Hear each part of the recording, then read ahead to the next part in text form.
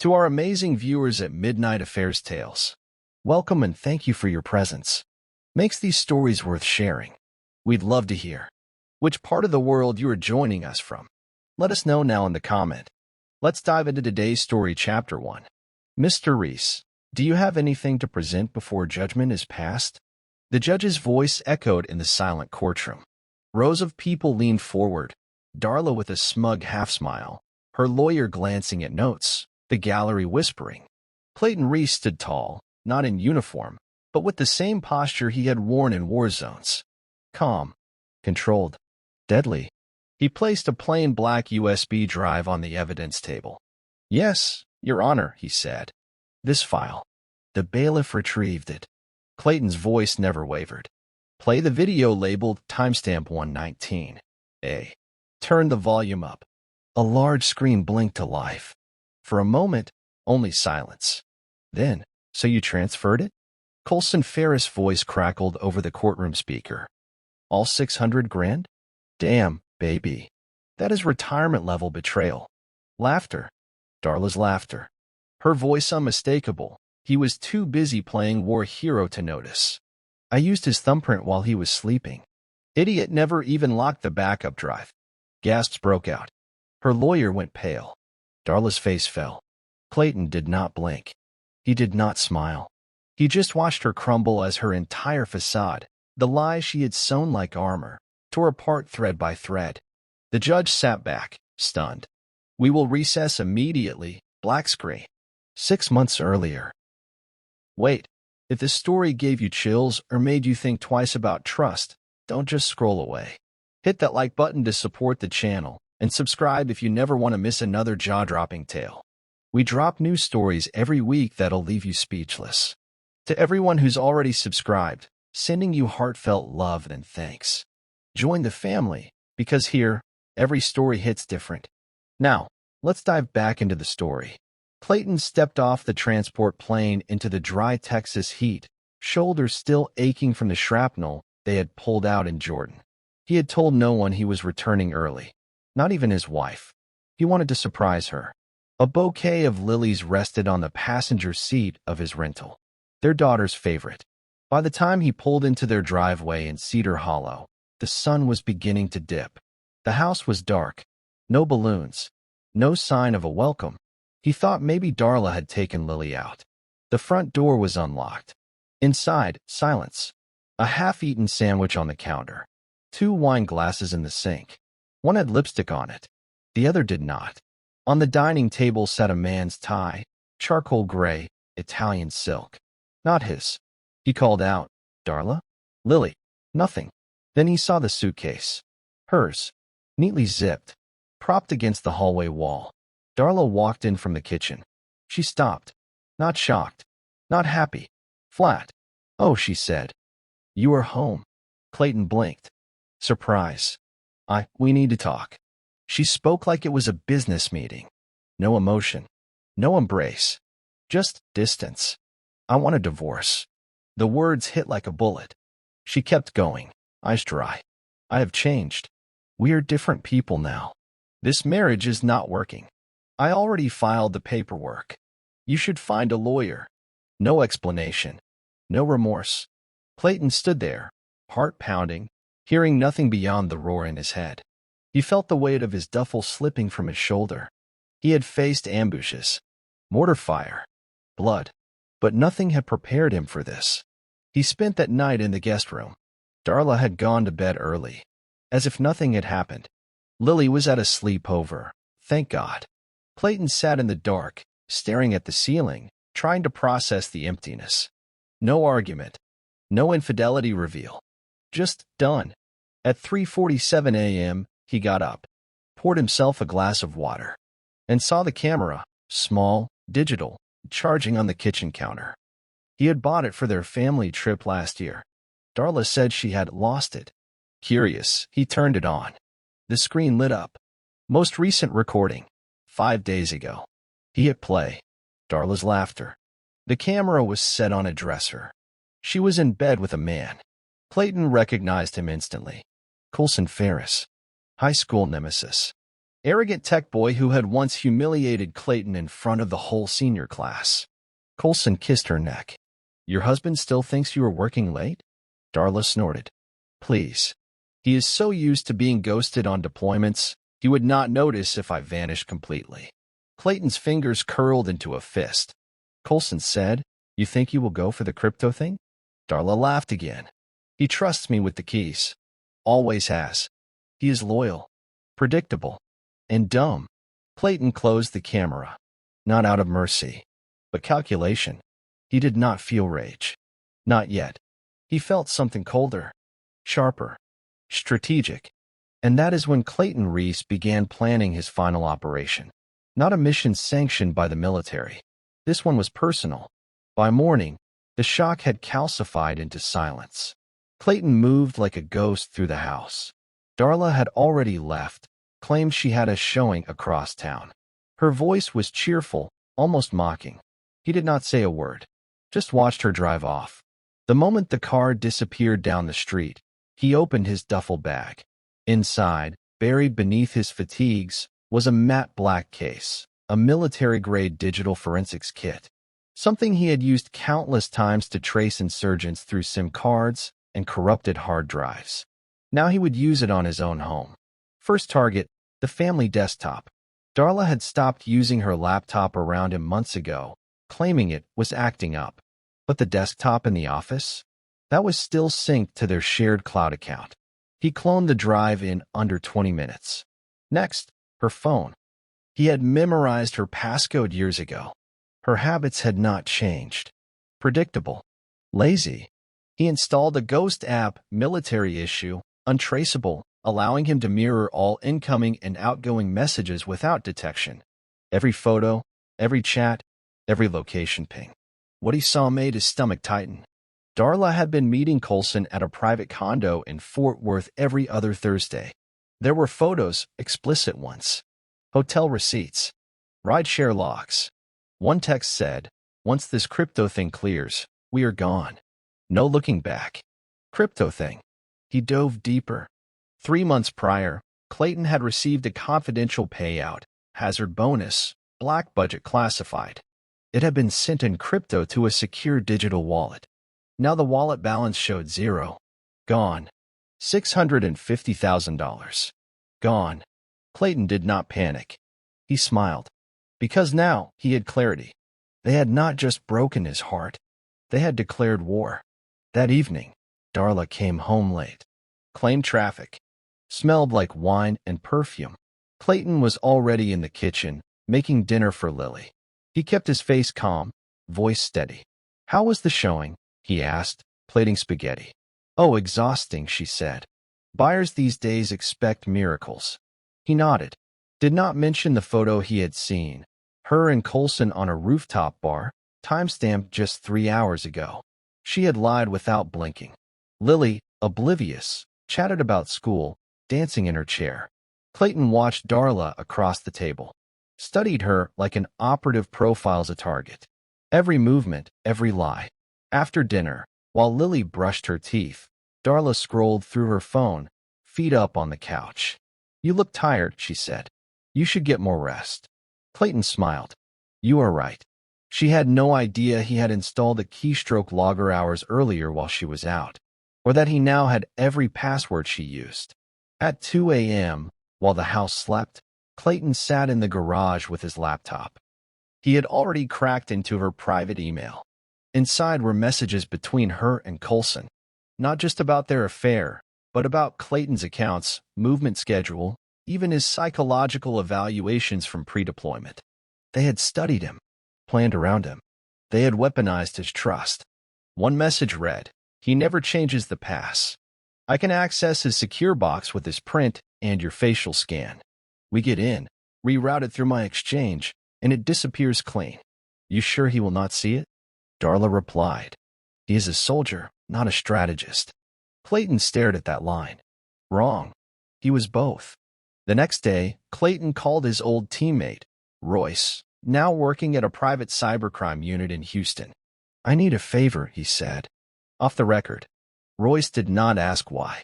Just said, send what you have. By that night, Clayton had uploaded every file, photos, chats, GPS logs, financial transfers, to an encrypted drive for Royce to review. Then he returned to the bedroom. Darla was asleep, snoring softly, one leg kicked out from under the sheets. Peaceful, as if she were not orchestrating the destruction of her family. Clayton sat beside her, watched her for a long moment. Then he reached under the bed, pulled out the small digital camera, and pressed play again. He needed to memorize it. All of it. On screen, Darla giggled, wrapped in Coulson's arms. "You ever think he suspects?" Coulson asked, running a hand down her back. "Please," she said. Clayton follows orders. He never questions. He is just there, like furniture with medals. Laughter. Coulson smirked. "And soon, the fun's clear. Then it is just us, baby. No looking back," she whispered. Clayton hit pause. He stared at the frozen frame, her smile, her lies, her betrayal. Then he saved the clip under a new file name, Exhibit Reese 01. Because when this ended, he would not scream. He would not throw things or beg her to explain. He would do what he had always done when facing enemies in war zones: plan, adapt, execute. Clayton spent the next few days moving like a man beneath the surface, calm on the outside, methodical underneath. He still made Lily's lunch, still waved to neighbors, still responded when Darla tossed casual remarks over her shoulder like nothing had changed. But behind the scenes, he was building a weapon. He cleared out the old safe in the garage. Inside, he laid down a hard drive, 2 USBs, printouts of emails, screenshots, financial logs, and stills from the camera footage. Every piece of evidence was labeled, sorted, time-stamped. He called it the burn folder. It was not for blackmail. It was for exposure. He opened a Word document titled Timeline of Deception. Each entry began with a date and ended with a digital receipt of betrayal. He did not guess. He did not speculate. He only documented facts. Clean, surgical, undeniable. Every detail mattered. Like how Darla had begun wearing perfume again only after he left for deployment. Like the random appearance of tech conference weekends in her calendar.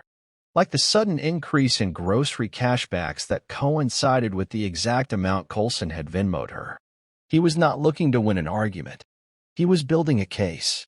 That Friday, he sat at a diner outside of town with Royce, his old squad mate. Royce scrolled through the tablet Clayton had brought. "You were telling me Coulson Ferris is laundering crypto through a defense shell company registered under her LLC?" Clayton nodded. "They used my credentials. The original account was created under a joint marital trust. She used my thumbprint and a facial scan while I was asleep. The transactions were rerouted through 3 wallets, all scrubbed through a gambling app Coulson owns." Royce leaned back, exhaled. "Jesus, Reese, this is espionage-level fraud. Not just infidelity." "Then it is a good thing I was trained for both," Clayton said, voice flat. Royce handed him back the tablet. "You know what this means. If we go public, it becomes federal." Clayton stood. "I am counting on it." Clayton knew the kind of man Coulson Ferris was. Arrogant, calculated, smiling with his teeth while stabbing with his hands. He had seen his type in war zones: black market arms brokers, cartel-connected informants, self-made villains who wore wealth like armor and betrayal like a sport. Now he was sleeping with Clayton's wife. And worse, he was exploiting military contract networks to wash crypto through tech shelf firms. But that was not all. Coulson had a podcast. A smug, self-branded thought leader broadcast where he spoke in euphemisms about digital asset diversification and non-traditional funding lanes. To most, it sounded like entrepreneurial fluff. To trained ears, it was code. Clayton listened to every episode. Made notes. Matched dates to money flow. One clip chilled him. You need someone on the inside. Not a whistleblower too messy. You need someone who signs things without reading. Someone who trusts you more than they trust systems. Someone who thinks love is still enough. He was talking about Darla. No doubt in Clayton's mind. He downloaded the full catalog. Filed it under Audio 5 Ferris Podcast. That night, he sat on the porch with Lily asleep upstairs. Darla came out. wine glass in hand. "You were quiet lately," she said, sitting across from him. "Just tired." She took a sip. "Maybe you should talk to someone. About the war. The trauma. You know. Unpack it." Clayton looked at her, and for a brief moment, the weight of years pressed on him. The woman he had once loved, now saying those words not with concern, but calculation. He smiled. "Maybe." She leaned in slightly, testing the temperature. "I want this to be respectful. Whatever comes next." Clayton nodded. "That is good. Because what comes next will change everything." She paused. Her face flickered for a second, uncertainty, maybe fear, but then she hid it behind another sip of wine. "You are dramatic sometimes," she said. "No," Clayton replied. "You just have no idea what quiet people are capable of." 3 days later, Clayton received a small envelope in his P.O. box. No return address. Just his name printed neatly on the front. Inside was a single page. A copy of a mortgage adjustment filed under Darla's company, Ferris and Reese Holdings, LLC. His name. His signature. Only he had never signed it. He ran the skin through forensic software. The signature was his, but traced, artificially placed, forged. Attached to the file, via QR code, was a routing path. He followed it. Over a dozen contracts. Ghost shell purchases. A yacht. A crypto mining rig registered in Sweden. Every purchase linked back to Darla's company and funneled through his military trust. It was not just betrayal anymore. It was identity theft, grand larceny, fraud. He scanned every page, cross-referenced it with the IRS filings he pulled through a secure database. Nothing was declared. They had used his clean record as a smokescreen. Later that evening, he watched from the kitchen as Darla giggled on a FaceTime call with Coulson. She said, "It is bulletproof." Missed a parent-teacher meeting. Fumbled small conversations. The perfect illusion of a man unraveling. And Darla bought every second of it. She even suggested therapy. "I know this is a tough adjustment," she said one evening, cutting into a salmon dinner she barely touched. "You should consider someone to talk to. Professionally, I mean." Clayton nodded slowly, not looking up from his plate. Maybe. Inside, he was already 3 steps ahead. His contact at the private cybercrime unit, Royce, was working around the clock. The data Clayton had gathered was enough to trigger a federal inquiry, but Clayton had asked for a delay. He needed the court to see everything at once. Not a warning shot. A missile. That week, he received a burner phone. Preloaded on it. A backdoor entry to Coulson's cloud server. He had everything now. Coulson's financial statements, client lists, bribe logs, even payments made to Darla's offshore account titled FH Consulting. Ferris Holdings, a fake company for fake invoices. In the evenings, Clayton would sit on the couch beside Darla while she watched crime shows, laughing at dumb criminals. And he would be cataloging real ones. Every screen tap, every sigh, every faint laugh that escaped Darla's lips became part of a dossier. She had no idea the walls were closing in, and he was the one tightening the screws. It was not just about collecting proof anymore. It was about baiting the trap. Clayton dug through his deployment gear and pulled out an old laptop, an outdated model, used on base in 2021. He reformatted it, scrubbed the drive, then embedded a shadow tracker in the system kernel. Invisible, undetectable. He downloaded fake documents labeled Final Crypto Ledger, Payout Routing, and Wallet Seed Phrase. It was not real, but it looked authentic enough to trigger greed. Then, he left it on the living room table, screen slightly open, a yellow sticky note attached. To do for Monday. Secure and delete. Darla saw it that night. He pretended not to notice her lingering glance. The next morning, it was gone. Not the laptop. The note. Perfect. Hours later, Clayton checked the tracking note. The laptop had connected to Coulson's office Wi-Fi. They had taken the bait. Through the tracker, he watched in real time as Coulson attempted to open the dummy files. Within seconds, the embedded script activated, capturing screenshots, audio, even webcam footage. Clayton saw his face. Arrogant. Relaxed. Coulson in a tailored shirt, sipping a craft beer while accessing files he thought were stolen. Then Darla appeared behind him on the video feed. "You think he suspects anything?" she asked. Coulson laughed. "He is cooked, babe. Let him spiral. He will hand us everything just to keep the girl." Clayton closed the feed, not because he had seen enough, but because he knew the next phase had officially begun. It was late Sunday night when Clayton sat across from Royce again, this time in a diner booth under buzzing fluorescent lights. He laid out 3 drives. Everything, he said. Footage, emails, wallet transfers. The fake company she used to siphon money from my hazard payout. Coulson's full digital fingerprint is on there. Royce examined the evidence, scrolling through line after line of transactions. "This is bigger than just a divorce case," he muttered. "They did not just rob you. They constructed a system to hide fraud inside military contractor records." Clayton nodded. "I want a clean federal drop. 1 courtroom, 1 judge. Total exposure." Royce leaned back.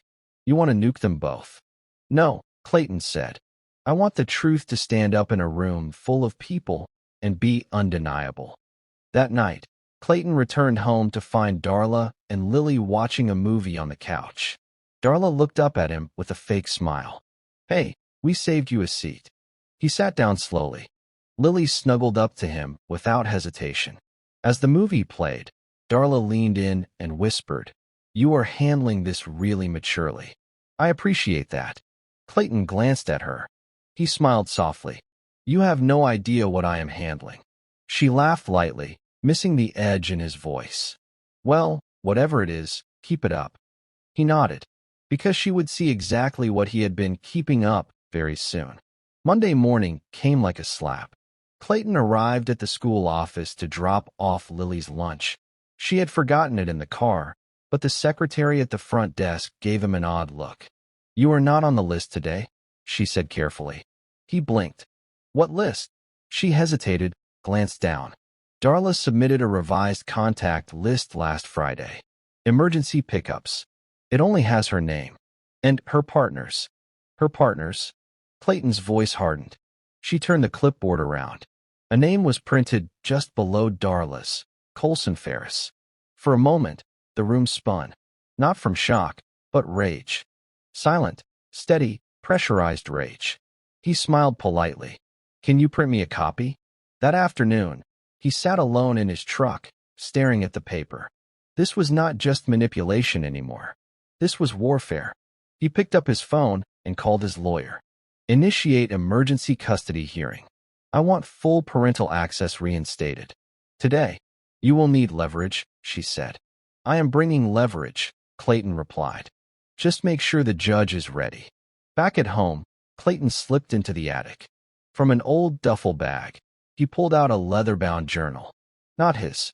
It belonged to a man named Sergeant Caleb Boone, his field partner from Kandahar, now buried in Arlington. Inside were old entries, letters never sent, maps, codes, and tucked in the back, a single USB drive. Boone's final mission logs. Encrypted. Until now. Clayton decrypted the files in under an hour. Inside, he found communication records from an old op where Coulson's company, Ferris Tech Systems, was mentioned. Not directly. Quietly. Hidden in subcontract chains that provided encrypted radio solutions. But those solutions had been exposed for leaking data to foreign handlers. The case was buried. Covered up. Forgotten. Clayton copied everything. Then he called Royce. "You said you wanted more. Something federal?" "Yeah," Royce said. "I just handed you a sealed coffin. Now slam it shut." That night, Clayton received a call from a blocked number. He answered. No one spoke. But then a voice came through, raspy, urgent, recorded. Not live. It was Sergeant Boone. His voice echoed like a ghost from the grave. "If you are hearing this, Clay, something went sideways. Ferris Tech was never clean. Check the last ops log. Look at the timestamps. They were feeding intel through vendor backdoors. Do not trust the name. It was never about encryption. It was about access." Click. Call ended. Clayton sat still for a long time. Darla had not just married a liar. She had partnered with a man who profited from battlefield betrayal. The story was no longer domestic. It was national. Tuesday morning arrived with an eerie stillness. Darla left early for a business breakfast, dressed too polished for eggs and coffee. Lily was watching cartoons, her legs curled up on the sofa in her pajamas. Clayton kissed her forehead, smiled, and told her he would be working in the garage. But today was not about work. Today was about surveillance. He had already wired the house. Every room but Lily's was patched into a central feed he could monitor from his laptop. He disguised the cameras inside smoke detectors, light fixtures, and even an old Alexa device Darla had forgotten about. Then came the phone. He had mirrored Darla's device for weeks, but today he went further. He ran a synthetic clone using a burner SIM, syncing it to her iCloud in real time. Every message she sent now pinged to his tablet like a live stream. 10:13 a.m. Heading to Colson's after this. Bring that champagne. We fing earned it. Asterisk 10:14 a.m. He still thinks we're on thin ice. I almost feel bad. Almost. 10:17 a.m. A selfie. Darla blowing a kiss from the passenger seat of a car that was not theirs. Clayton marked the image, checked the geotag. They were heading toward a private condo Colson had under his company name, one that Royce's records had already flagged. He clicked into the audio feed from the garage, pulling up the cam from Darla's office at home. Empty, for now. But the computer was still logged in. He accessed her bank terminal. 2 new transfers. $15,200 to OmniVox Analytics, another ghost company, and $9,300 to a private school application, without his name on it. She was preparing to vanish with Lily. He stared at the screen, heart pounding in his chest. That was it. She was not just betraying a marriage. She was trying to erase him from his daughter's life. And for that, there would be no forgiveness. Later that evening, Royce called. Whatever you pulled from Boone's Drive. It hit hard. Clayton was seated on the back deck, wind slicing through the night like a knife. He put the call on speaker. You verified it? Double-checked. Ferris Tech was flagged in 2020 for data sharing violations tied to a joint comms op in Iraq. They masked it by routing through a front company called OmniVox Analytics. Clayton's eyes narrowed. I just saw a payment to OmniVox from Darla's business account today. Then you just proved financial collusion. That links her directly to defense fraud. There was a pause. You want the feds to take this now? Royce asked. No, Clayton said coldly. Not yet. He looked at the manila folder beside him, filled with everything he had gathered. Every screenshot, every contract, every betrayal. I want them both to sit in that courtroom. I want them to think they are walking away rich, clean, and untouchable. And then I want to take everything from them. Royce exhaled. You sure you want to go that far? Clayton's voice was calm, measured. They did not just cheat on me. They used me. They exploited classified trust. They endangered soldiers. And now they are trying to take my daughter. He stood. I will go as far as I have to. Saturday came like a cruel joke. It was Lily's birthday. She had wanted a small celebration at home. Balloons, pizza, and strawberry cake. Clayton had made all the arrangements. Ordered the custom cake himself. Bought her the same pink headphones she had pointed out weeks earlier at the mall. But when he arrived at the house with the decorations, something was wrong. No one was home. He checked his phone. One message from Darla. We took Lily out for a surprise lunch. Just us. Don't make this a thing. We'll be back later. 3 hours passed. Then 4. Clayton sat at the kitchen table, cake untouched, candles slowly melting in place. At 5:27 p.m., they walked in. Lily looked confused, holding a balloon that said, Happy Birthday, Princess, from a restaurant Clayton had never even heard of. Daddy, where were you? She asked. His chest tightened. I was here, sweetheart. I was waiting for you. Darla placed her purse down, avoiding his eyes. Plans changed. She wanted sushi. She told me she wanted to be home, Clayton said, keeping his voice even. She is 7, Clayton, Darla snapped. She changes her mind. But Lily looked between them, sensing the tension. She moved closer to her father. Clayton crouched beside her. Did you have fun? She nodded slowly. But I missed the cake. He smiled softly. It is still here. That night, after Lily fell asleep in his arms, Clayton reviewed the footage. Darla had lied to Lily, told her daddy was too busy, that he forgot, that he did not care. On her birthday, he watched Lily's little face in the video, confused and sad. Clayton pressed pause, and in that silence, he promised her, and himself, that they would never lie to her again, especially in court. The bar was empty except for one bartender and a man nursing whiskey in a booth under dim lighting. Clayton slid into the opposite seat without a word. You are late, the man muttered. I am cautious, Clayton replied. He slid a flash drive across the table. I need you to write a story, Clayton said. And I need it ready to go live the moment I say. The man raised an eyebrow. You know how many fake tips I get a week? Crypto cons, corrupt veterans, phantom shell companies. Why should I believe this is real? Clayton leaned in.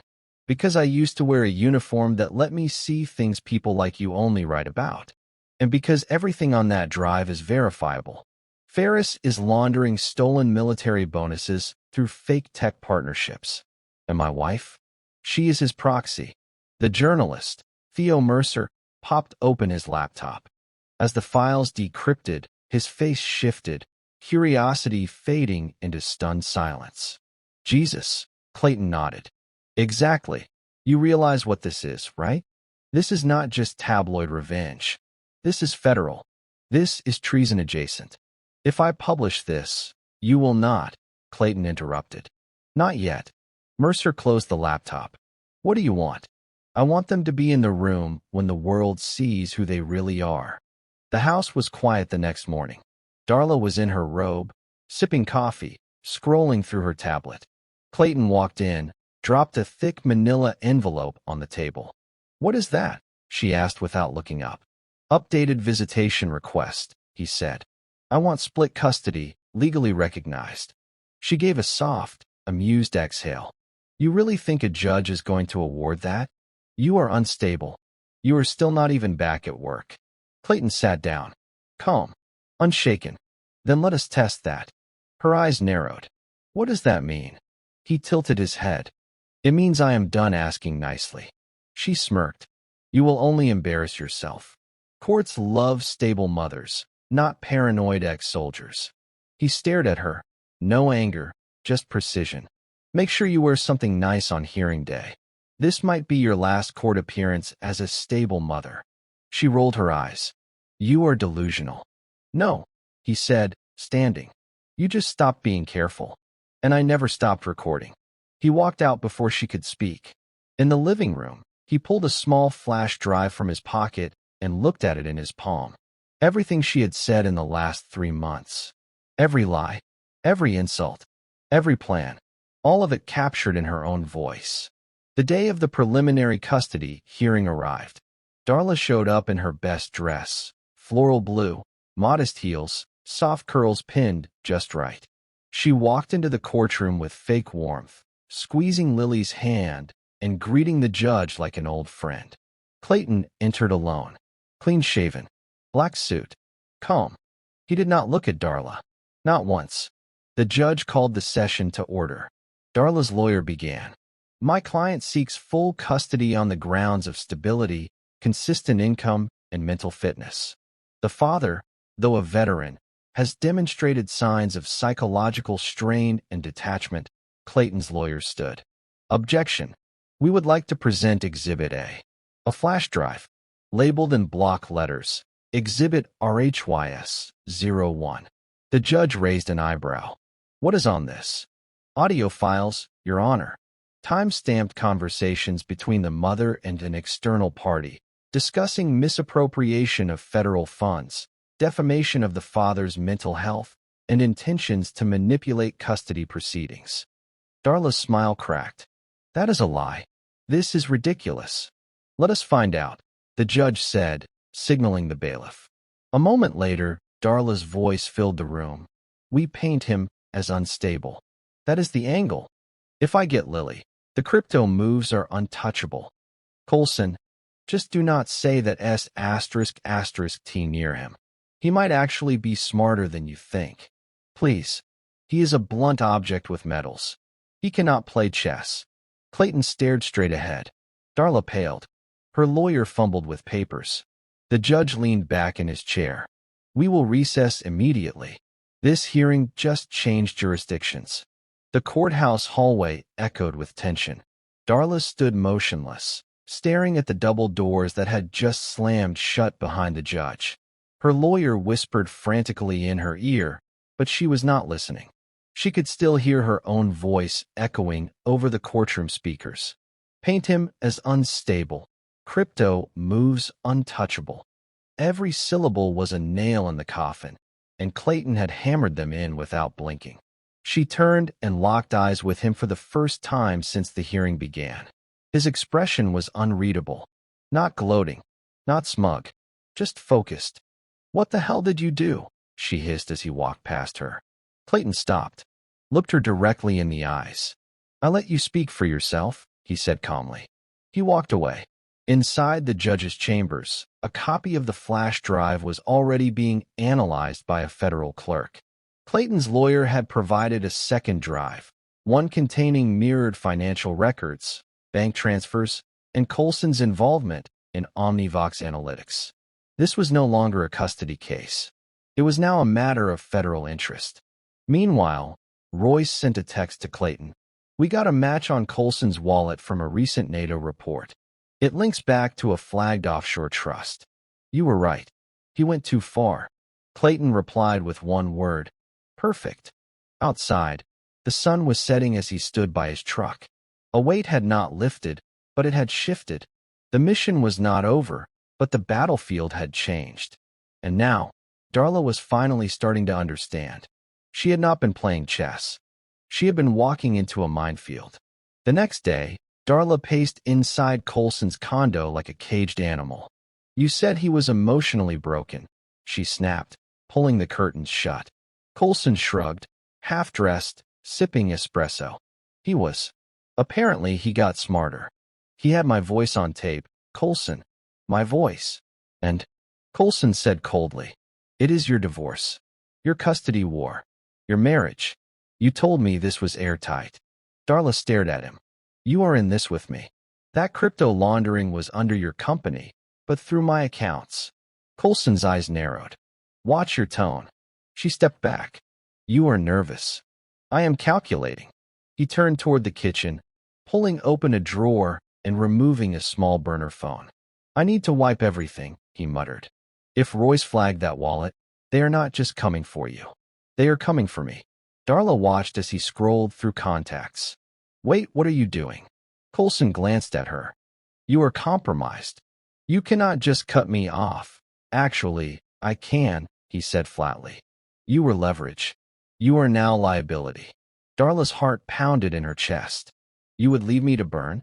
He smiled thinly. "You lit the match, sweetheart. I just held the gasoline." Clayton sat at his desk that night, dim light casting long shadows across the room. On the monitor, Royce had just sent over a batch of decrypted files, internal memos, off-the-books transaction logs, hidden ownership chains. All of them pointed to Coulson. But tucked in the middle of the stack was something unexpected: a signed wire transfer of $200,000 to an account registered to Darla 2 years ago, before Clayton's last deployment, before the crypto wallet was even active. He leaned in, heart slowing. This was not an affair that developed while he was gone. This had been a setup. From the beginning, his fingers hovered over the mouse. He clicked a secondary folder. There it was, an old email. Darla's account. Subject line: contingency plan if he comes back early. Clayton read it. He is loyal but predictable. If he gets suspicious, tell him you want space. If he pushes, flip it. PTSD angle always works. Trust me, he will blame himself. He sat back, the weight of it crashing over him. She had rehearsed his downfall like a performance. He reached for his phone, pulled up the file he had prepared for Lily's guardian evaluation. He changed the header from parental response to evidence of premeditation. Because now, this was not just emotional warfare. This was criminal conspiracy. And Clayton was done waiting for justice to arrive.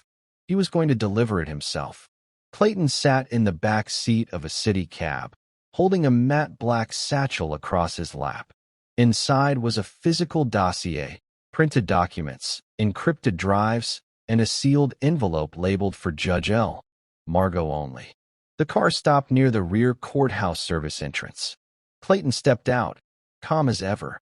He moved like a man with a schedule, not a vendetta.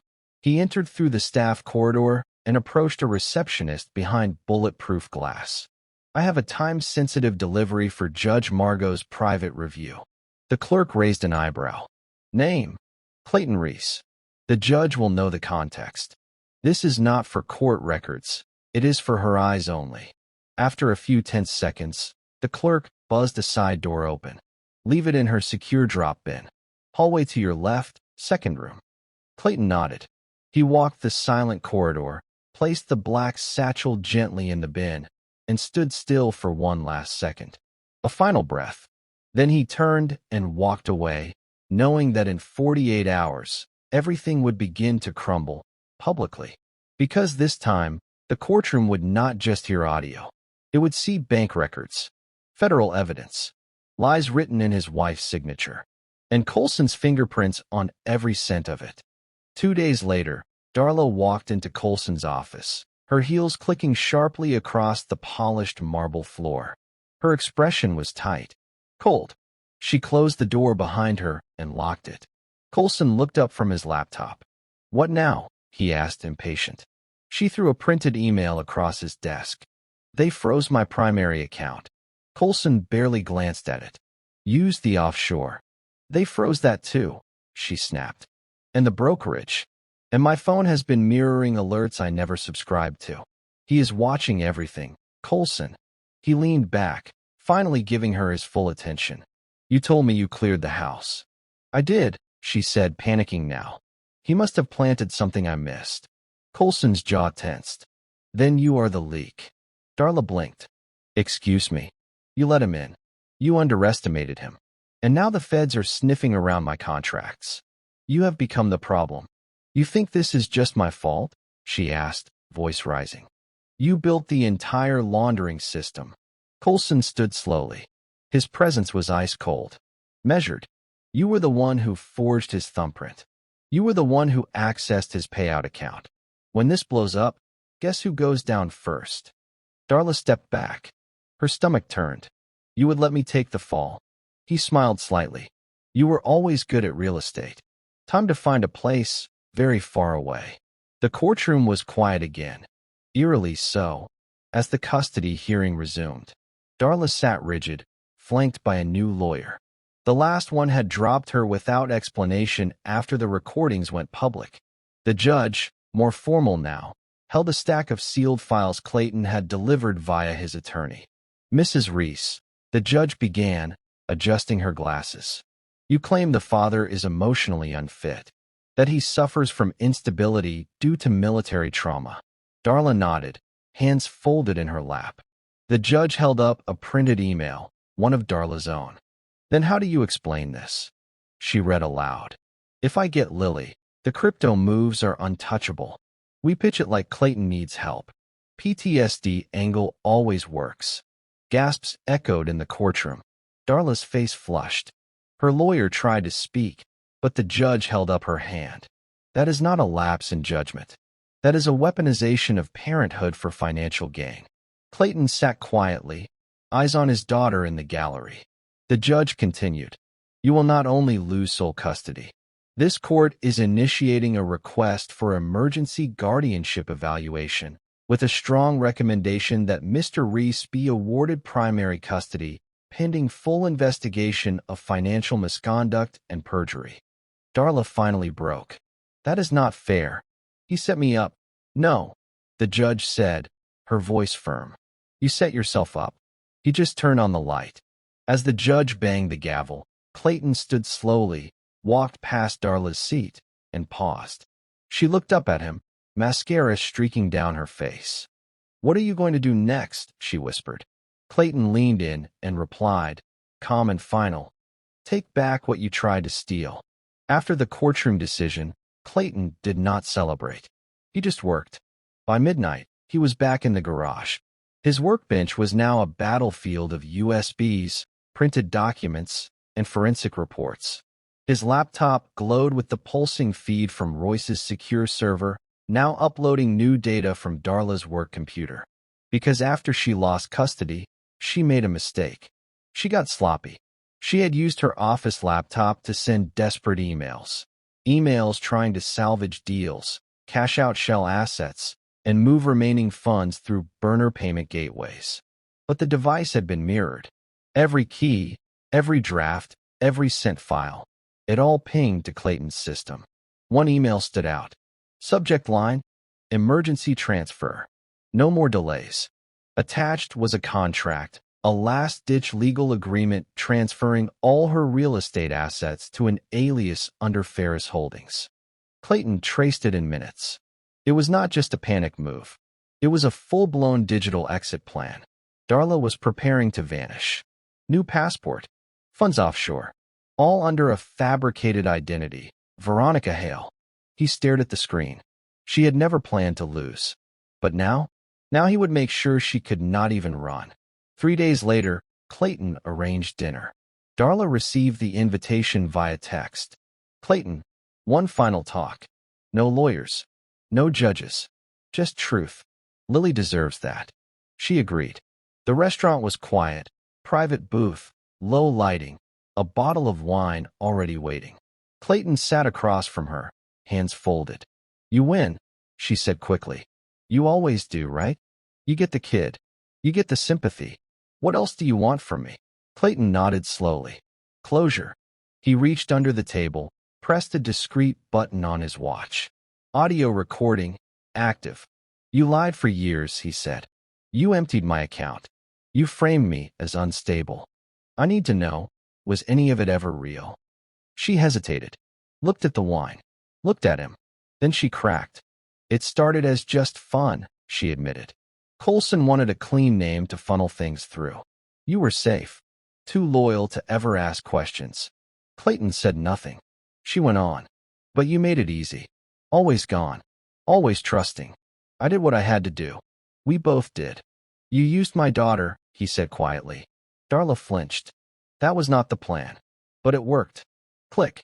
Recording saved. "Thank you," Clayton said, standing up. "What?" She blinked. "That is it." He dropped a hotel key on the table.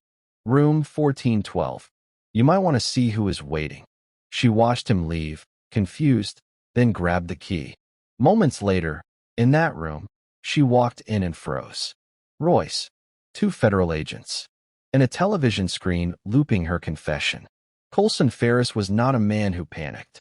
But that night, he did. The moment Royce contacted him through encrypted channels, Coulson knew the endgame was near. He paced his condo, 2 phones in hand, sending out silent alerts to scrub his servers, wipe his backups, and initiate failsafes. But it was too late. The story had already started leaking. A reporter from the Tribune Wire had called Royce for comment after receiving an anonymous copy of the Ferris crypto funnel documents. The same documents Clayton had backed up on 2 hidden servers across different states. Darla's confession had just added gasoline to the fire. Coulson's legal team was overwhelmed. Darla's lawyer had jumped ship. Federal subpoenas were being prepared. And yet, Coulson still had one card left. Or so he thought. He called his offshore handler. No answer. Called again. Nothing. Finally, a single text came through. Access revoked. You are compromised. Do not contact again. His chest tightened. That was it. The money was gone. The protection, gone.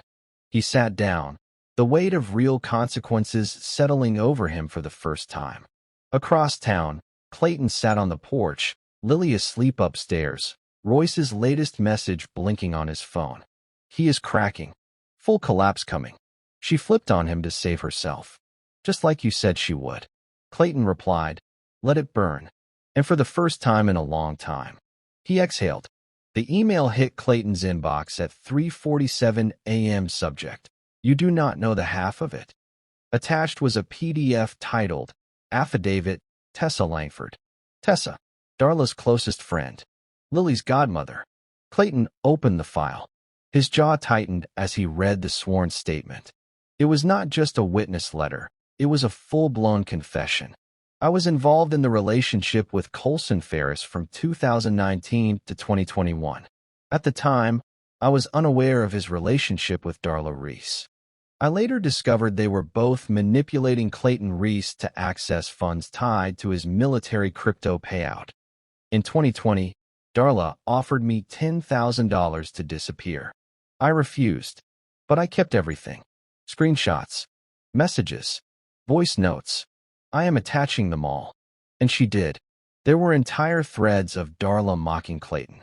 He is a toy soldier, too dumb to see the strings.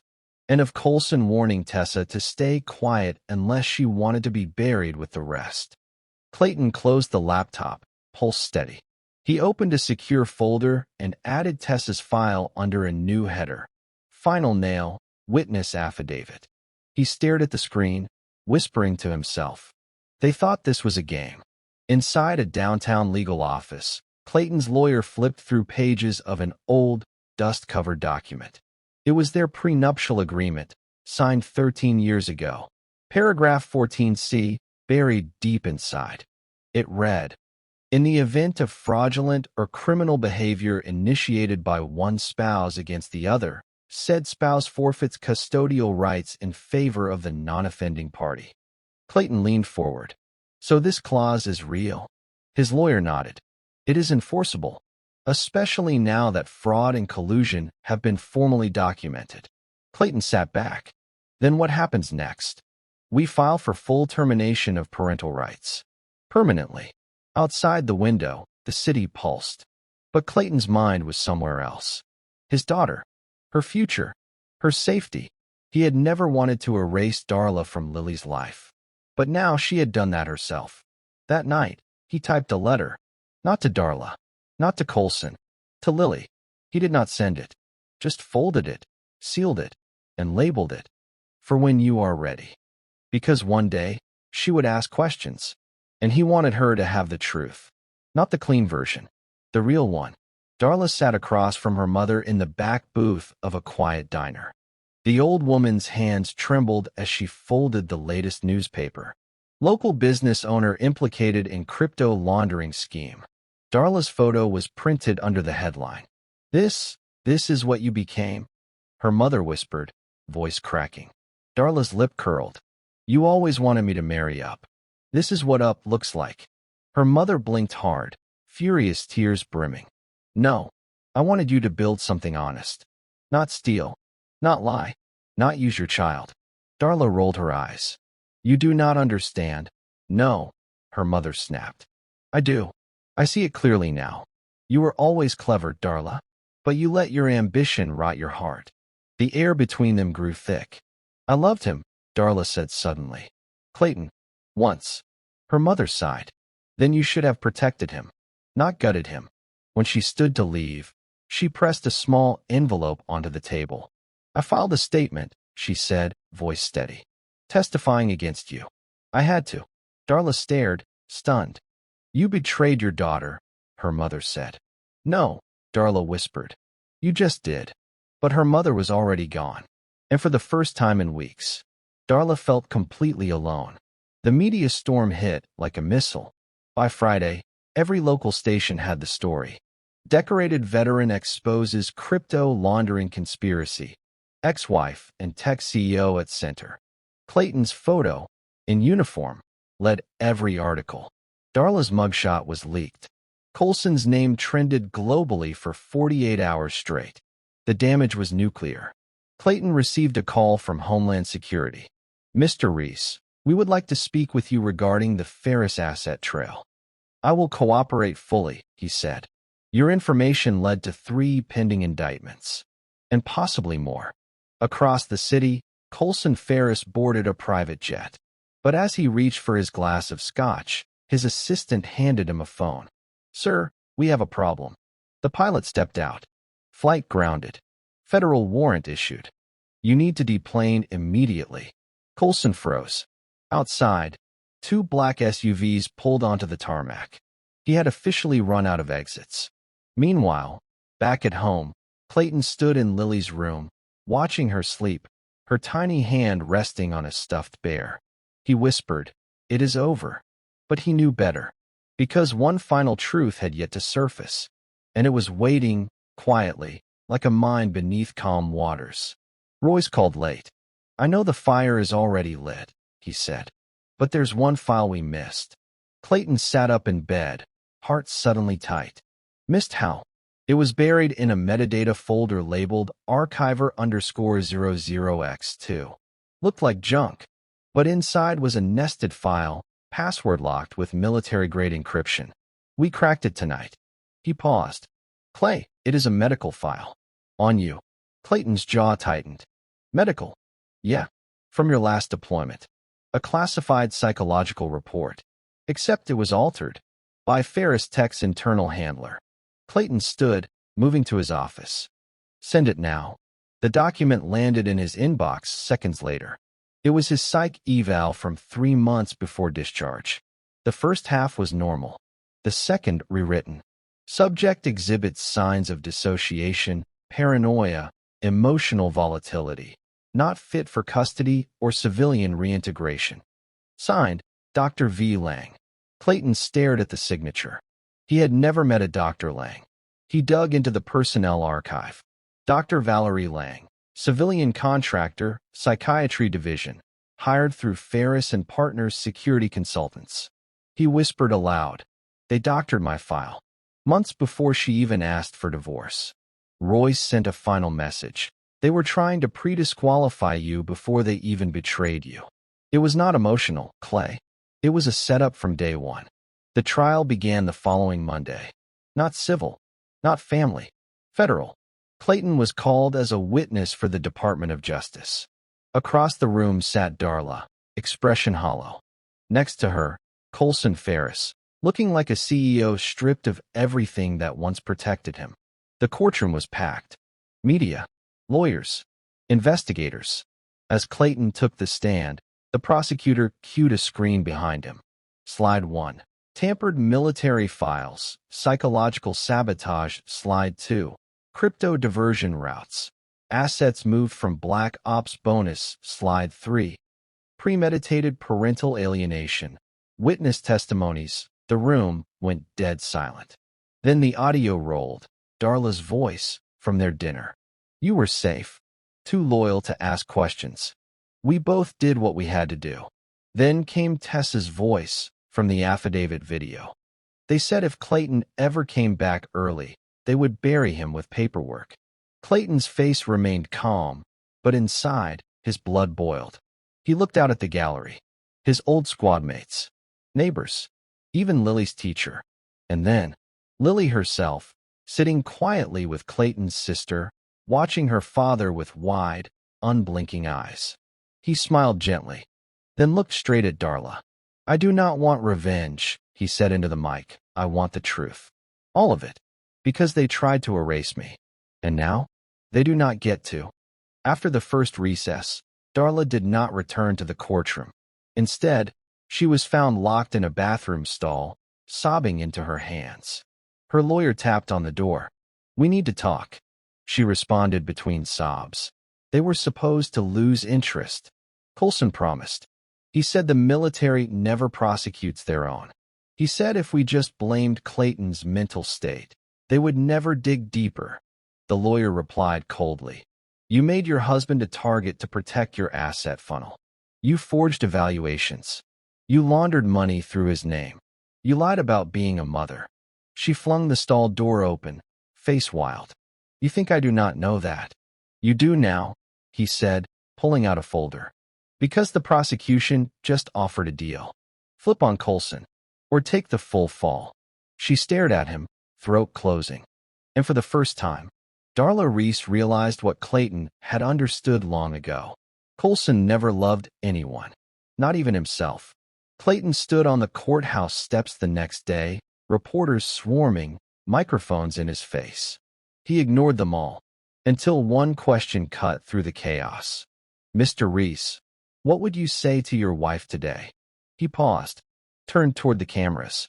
"I would say thank you." The crowd froze. "Because her betrayal woke me up. Her lies made me fight harder.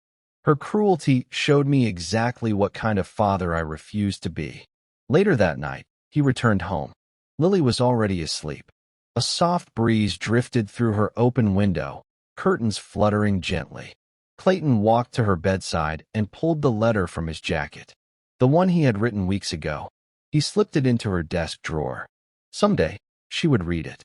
It would not be a story of rage, or revenge, or justice. It would be the truth. The truth of a father who was broken, then rebuilt. And outside, sirens blared in the distance. Colson Ferris was being taken into custody. Darla had flipped, but it was too late to save herself. And Clayton Reese? He had already won. Inside a fortified federal interview room, Colson Ferris sat chained at the wrists, a silent smirk painted across his face. Across the table sat Special Agent Becker, a veteran investigator with zero tolerance for games. The air was still, sterile, humming with tension. "You have two options," Becker said, placing a stack of binders on the table. "Cooperate and reduce your sentence. Or rot." Colson tilted his head. "Do you think prison scares me?"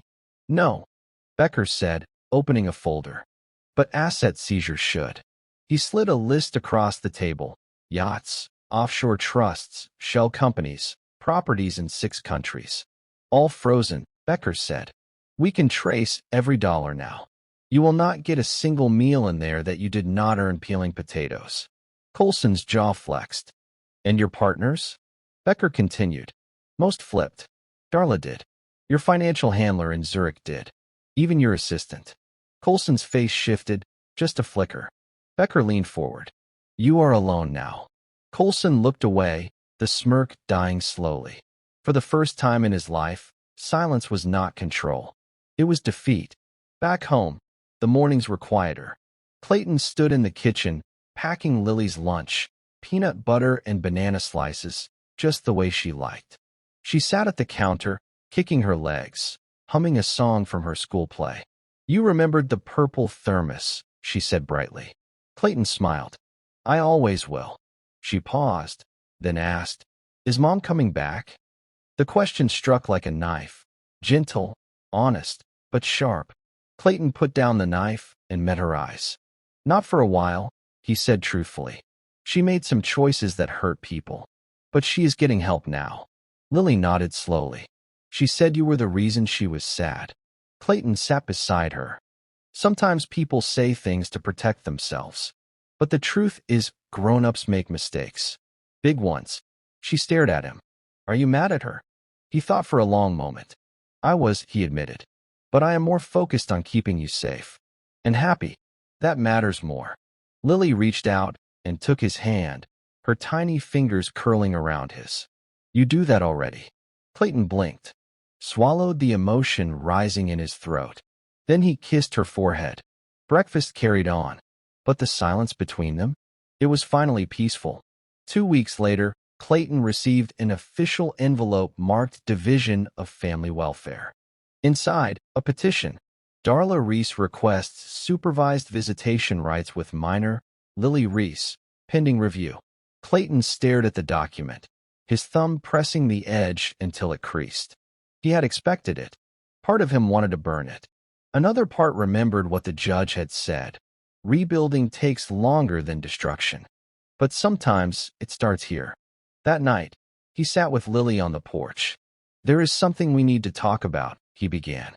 She listened quietly. "Your mom wants to see you again, but only if you feel okay about it. And it will not be alone. There will be people there to make sure it feels safe." Lily looked out at the stars. "Will she be different?" Clayton did not answer right away. "I hope so," he said. "But we will go at your pace. No pressure, just choices." Lily nodded. "Can I think about it?" "You can take all the time you want." She leaned on his shoulder.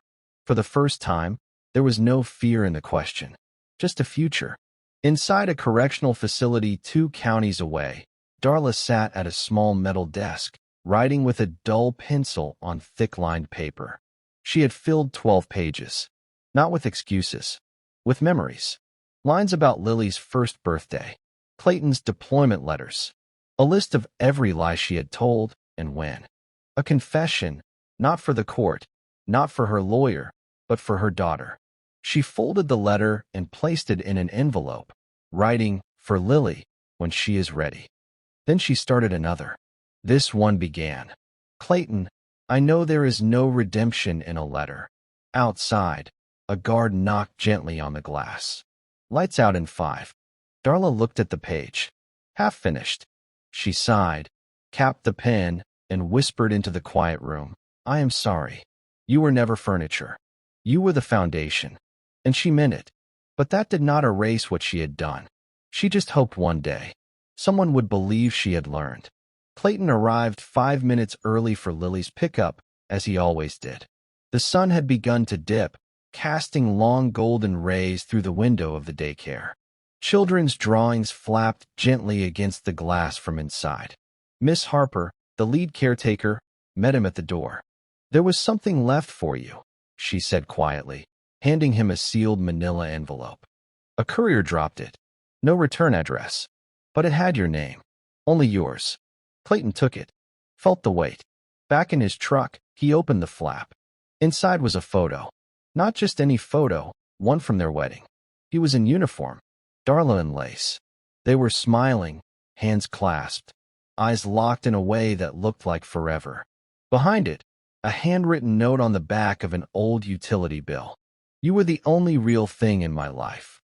The only thing I did not have to fake. I know I can never undo what I did. But I want our daughter to grow up knowing that her father is the reason she still has light in her life. I took so much. Let me give you this." D. Clayton stared at the photo. He did not cry, but his grip tightened, and his heart ached in a way he had forgotten it could. Late that night, Clayton walked into the garage for the first time in days. The board was gone. The photos, the pins, the string, the drives, all cleared off. He had boxed everything earlier that week, placed it in a fireproof case, and sealed it with a legal lock, just in case it was ever needed again. But now, it looked like a garage again, just a quiet space with tools, dust, and time. He stood in the center of the room and turned slowly, taking it in. The war was over. There was no more need for evidence. No more traps. No more digging. No more watching his own home like a soldier on the wire. He opened the small fridge in the corner, pulled out a cold bottle of root beer, Lily's favorite, and cracked it open. A slow exhale left his chest, and for the first time since he had returned from his third deployment, Clayton Reese felt like a civilian again. The room was gray, cold, lit with fluorescent strips that hummed low and constant.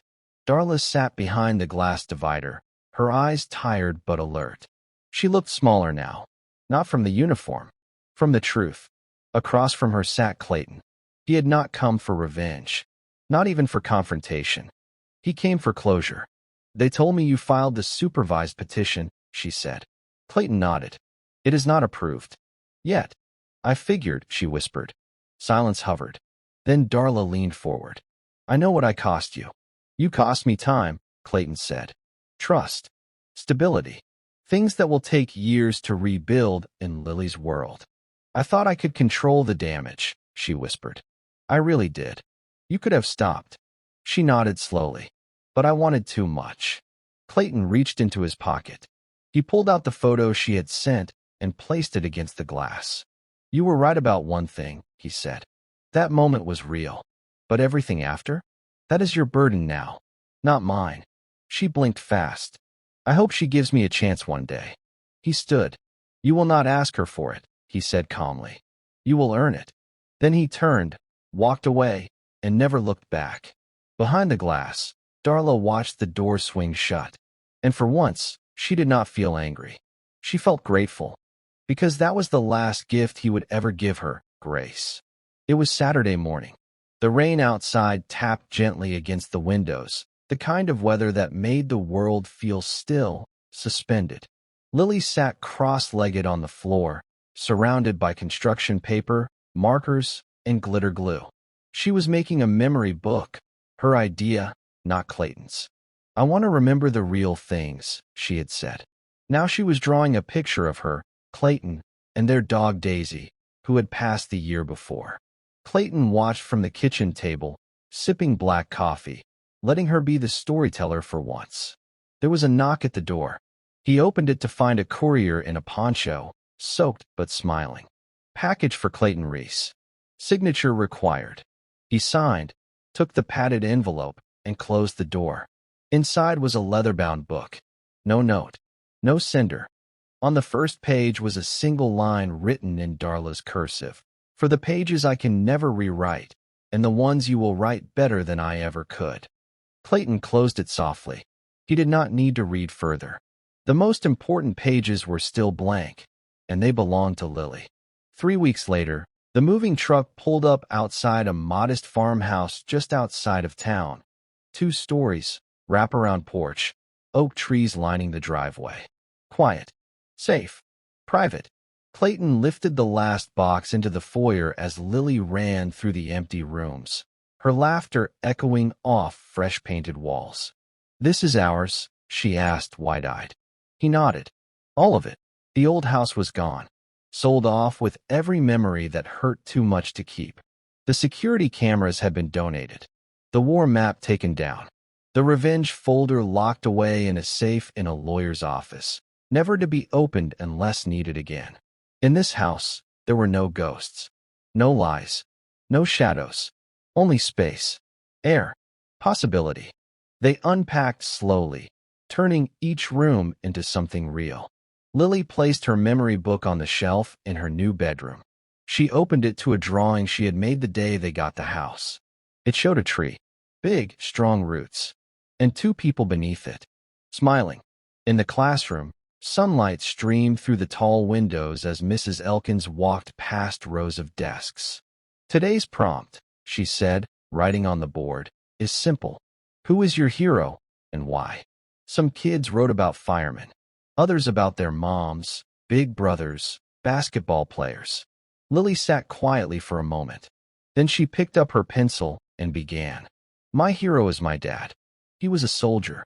Then he became my safe place. Even when things were really hard, he stayed kind. He taught me that truth matters, and that brave people do not always fight with fists. Sometimes they fight by staying." Mrs. Elkins paused beside her and smiled gently. "Would you like to read it out loud?" Lily looked at her dad through the window in the hallway. Clayton was waiting with her lunchbox, smiling without even knowing he was being watched. She turned back to the class and nodded. It was Sunday afternoon. The park was quiet, the sky overcast but calm. Wind rustled through the trees like whispers, brushing past the wooden bench where Clayton now sat, watching Lily chase bubbles across the grass with a few other kids. In his hands was an envelope, yellowed at the corners. On it, "To Clayton, if you ever decide to open it." Darla's last letter. He had carried it for weeks. Folded it, unfolded it, put it back in drawers, pockets, glove compartments. But today he opened it. "Clayton, I do not deserve this space in your life, but I have learned that closure is not always something we get from others. Sometimes we write it for ourselves. You gave me a child I never earned, a home I never protected, and a version of love I had no idea how to return. I became everything I once feared, cold, cruel, and empty. But I never stopped knowing, deep down, that you were good. So this is not a plea, or a hope. It is just me finally telling the truth without needing to win. Lily will grow strong because of you. And if she ever forgives me one day, it will be because she knew the kind of man you were, even when no one was watching. Thank you for not becoming what I became." Darla. Clayton closed the letter slowly.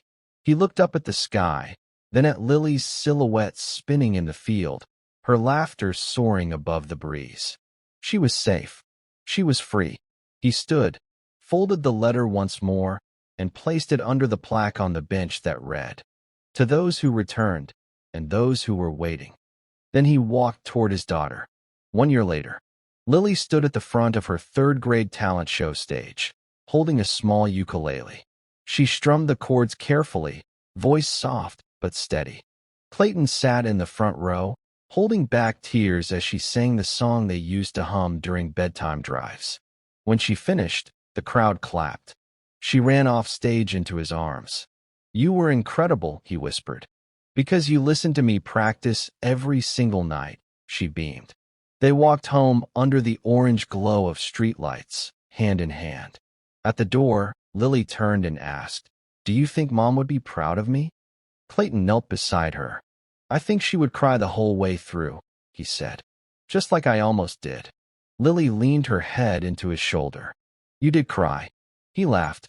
"A little." The door opened. Their house was warm. Lived in. Real. No hidden files. No secrets. No silence. Just life. Rebuilt. Not perfect, but honest. And as they walked inside, Clayton looked back at the stars once more. Not for enemies. Not for danger. But for peace. "Now before you go, let me ask you something real. If someone betrayed everything you stood for, could you forgive them? Or would you do what Clayton did and burn it all down, one secret at a time? Tell me below, what would you do? I want to hear it. Also, where are you watching this from? Drop your city or country in the comments. Let's see how far this story reached. And hey, if this story made you feel anything, whether it was rage, heartbreak, or goosebumps, like this video, subscribe to the channel and hit that bell icon so you never miss the next thriller or epic revenge story we unleash. We are just getting started. Until next time, stay sharp, stay strong, and take care of your peace. See you in the next one.